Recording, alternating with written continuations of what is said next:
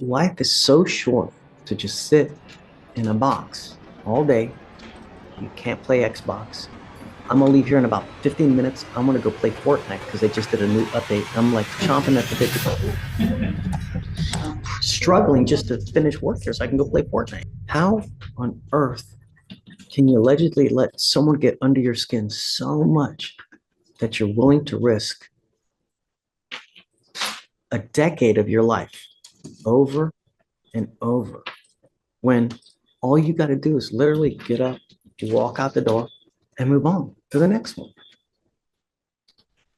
Here's where things get interesting, because today we're in Judge Fleischer's courtroom where Mr. Craig shows up more worried about missing a Fortnite update than his second protective order violation, an open felony for allegedly assaulting his pregnant wife, and up to 7 years behind bars if the judges had enough. Before the hearing even starts, Craig's caught on mic talking about ditching this to go play Fortnite. Then Judge Fleischer reads the case history, and it's rough. A dismissed family assault that still landed him on deferred adjudication, a pregnant assault charge, and now a second VPO. He even says he's surprised prosecutors haven't upgraded it to a third-degree felony already. That alone tells you where this hearing is headed.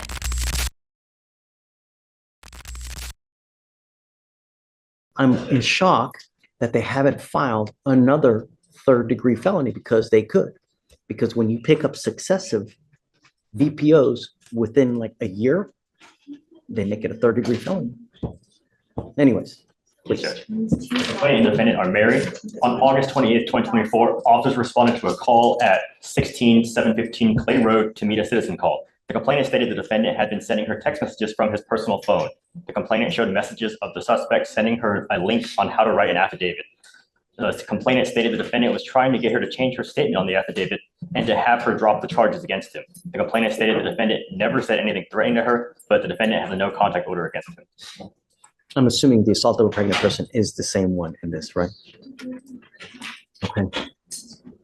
Mr. Craig, I'm going to find that there's probable cause to go forward with your case.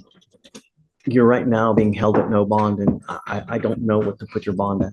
I don't. Your bond with me on the probation case is 10,000. Your assault's at 40,000. I don't know what to do in our case. Judge, but I would point to the evidence of what's actually going on. We'd ask for a PR bond, just simple things. Because it's not that. He's very close to bond.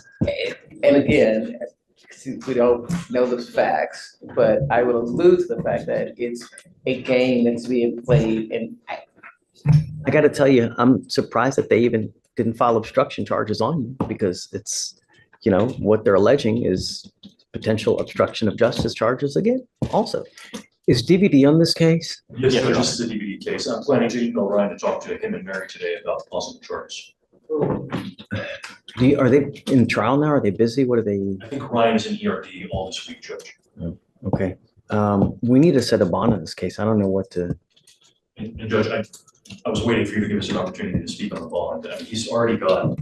This is where the prosecution really lays out the details of what actually happened. Back on August 28, 2024, police were called after Craig's wife reported that he'd been texting her from his personal phone, despite an active no-contact order. The messages weren't threatening, but they were manipulative. He allegedly sent her a link explaining how to write an affidavit and pushed her to change her statement and drop the charges against him entirely. The prosecutor doesn't hold back, calling it one of the most heinous things someone can do short of actual violence, since it's essentially an attempt to obstruct justice from the inside. They ask for a $50,000 bond, citing his pattern of repeat offenses and the safety concerns involved. Honestly, this is the strongest part of the state's case. Trying to coach a victim into recanting isn't just a technical violation, it's a direct attack on the legal process itself. And that context matters a lot here. And Judge, I had to remind this court that the wife had a case against him. Again, it's a kind of a back and forth between the two. I understand though that the problem is my client shouldn't have called her, saw her, whatever, just because she called him. Because Do they have children together? yes, How many kids again? one, How old's the child? she's 1, 2, He just turned one. just turned one. On 30th of June. And it's a different thing, Judge, to me. if the contact is, oh, he's got a no contact order, but he's talking about the kids or something to that effect. This is the worst kind of contact. He's telling her, you need to lie to the state of Texas, submit an affidavit of non-prosecution. I'm going to show you how to do it. It's one of the most heinous things you can do besides being directly violent to somebody. Except And for the that's fact- why I'm asking for the amount that I'm asking for, Judge. Except for the fact, Judge, that she said to him, I'm gonna drop the charges, so tell me what to do. So again, it is a back and Was it forth. allegedly in response to this then? Yes, I mean, it's the back and forth between these two. That's being used in the court system where it should not be used. Like, she has a case where she ran him over with a car. You know what I mean? So it's, She hasn't opened cases against him? Let me check, Judge. I don't know if the case is already open. Why so much anger? Judge, it was pled down to an assault family member. She did plead guilty to that in 2023. You know, there are at times people who are a true cancer to each other. You guys are just, Toxic. it's a toxic relationship. Why can't you move on? Why so much anger? You know, there's how many women in this world? 4 quadrillion, 10 billion? How on earth can you allegedly let someone get under your skin so much that you're willing to risk a decade of your life over and over when all you got to do is literally get up, walk out the door, and move on to the next one? Life is so short to just sit in a box all day. You can't play Xbox. I'm gonna leave here in about 15 minutes. I'm gonna go play Fortnite because they just did a new update. And I'm like chomping at the bit, struggling just to finish work here so I can go play Fortnite. I mean, why so much anger, Mr. Craig? Why are you so angry? Was someone angry to you growing up? If this case already has you hooked, you're in the right place. Like and subscribe to Court with Mia. I cover the most epic, jaw-dropping court cases you won't believe are real. I haven't been able to practice the emotional control methods, but I'm working on that, sir. How? By identifying what my triggers are, and What have you done? I've just meditated, prayed. I took in counseling. I started a session. Had couple sessions.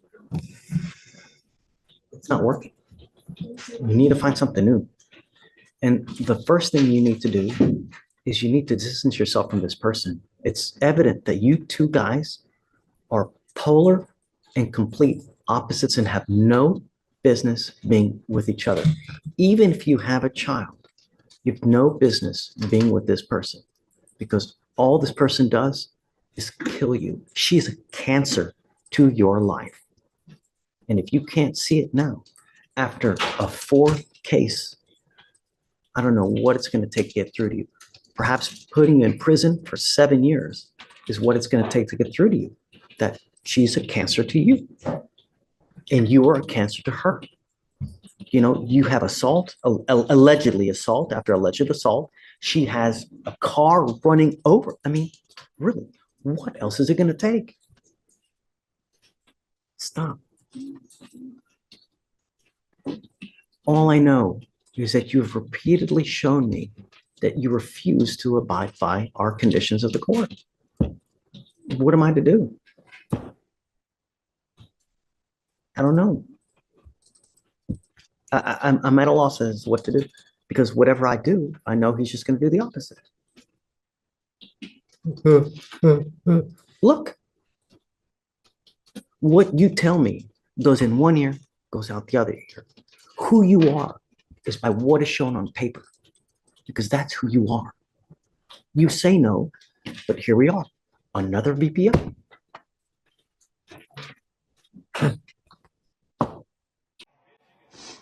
That's what I'm talking about. This shit means something to me, man. I agree with you in the respect it's not the most egregious where he didn't bodily harm her. But I also agree with you. It's one of the it's bad because you're trying to subvert justice. It's not good. So I really can't give him a PR bond. I mean, you I understand that. I mean, that like, if I were to give him a PR bond, it would be just telling you that your behavior is okay when it's not okay. Uh, Um, I'm gonna set your bond at 20,000 for now.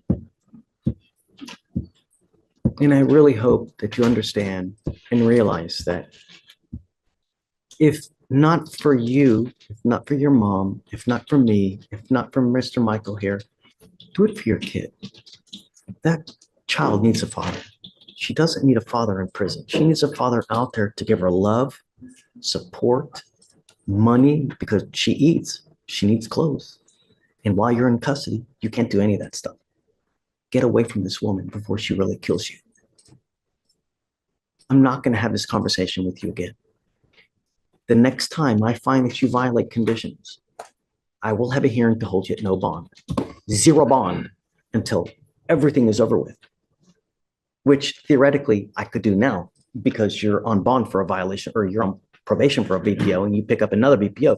Theoretically, I could have a hearing now to hold you at no bond, which I don't know if we should, but I think it goes without saying that you're not to have any contact with her. And I will put a GPS monitor on your leg prior to your release. And Mr. Craig, you violate one other condition from now on, I will have a hearing to hold you at no bond. Do you understand me? Sir. No alcohol, no drugs, random urinalysis. What do you do with yourself these days? Well, I was staying with my father, trying to get a job. I was working prior to me catching the assault on the family. I was working at a temp at a tractor production company. Did you graduate from high school? Yes, sir. Great. That's a good thing. I mean, I was trying to go back to school to do audio engineering. never too late. Yes, sir. But get away from this woman, Mr. Craig. She's killing you. Killing you. It's a damn shame, too, because, you know, you could be destined for greatness, and here we are. Another $20,000 bond. The felony case is set for today, I guess. Yes. Back up there now? Yes. Okay. I guess we're going to take him in now. Just give us like a heads up of whatever day you get, and we'll just carry it with that case. Now, I don't know if you're going to make bond, Mr. Craig, but if you do, don't violate these conditions. Do not have contact with this person, and then we'll just carry it with a felony. In the end, Judge Fleischer denies the PR bond, sets it at $20,000, orders a GPS monitor, no contact, and zero tolerance moving forward. Given the pattern here, that actually feels fair, maybe even a little lenient, considering this is violation number 2. I'm siding with Judge Fleischer on this one. He balanced accountability with a real shot at Craig, turning things around. Was $20,000 enough given his history? Let us know in the comments. That's a wrap on another epic case, and honestly, I have so many more where that came from. Drop a comment and tell me what you thought, and make sure you're subscribed to Court with Mia so you never miss the next one. See you there.